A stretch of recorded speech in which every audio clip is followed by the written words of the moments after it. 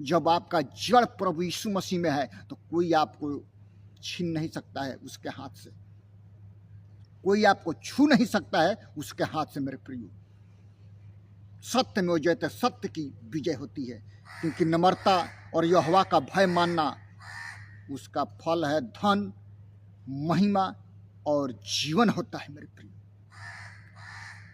नम्रता और यहोवा का भय मानने का फल धन, महिमा और जीवन होता है। नम्रता और यहोवा का भय मानने का फल धन, महिमा और जीवन होता है। जो जीवन को पकड़ करके रखता है, अनंत जीवन उसका है। एक आयत और हम पढ़ लेंगे। यशायाह 33 के 6 पद में इस प्रकार से परमेश्वर का वचन कहता है,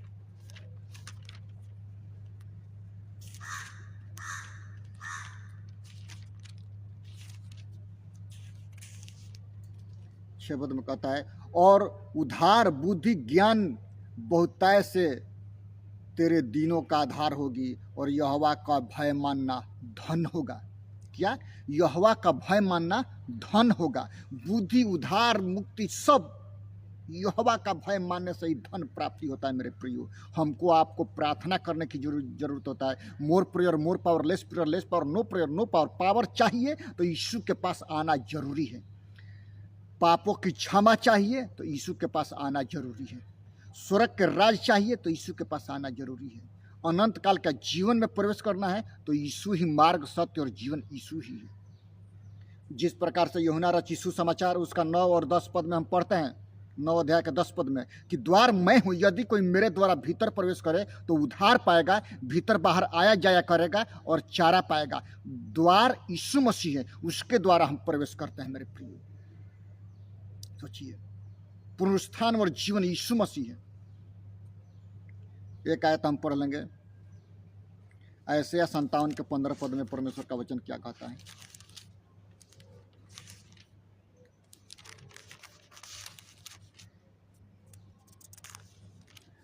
इसमें इस प्रकार से लिखा है, क्योंकि जो महान और उत्तम और सदैव स्थिर रहता और जिसका नाम पवित्र है, वो यूं कहता है, मैं ऊंचे पर और पवित्र स्थानों में निवास करता हूं और उसके संग भी रहता हूं जो खेदित और नम्र हैं, कि नम्र लोगों के हृदय और खेदित लोगों के मन को हर्षित करूं, खुशियों से भर दूं।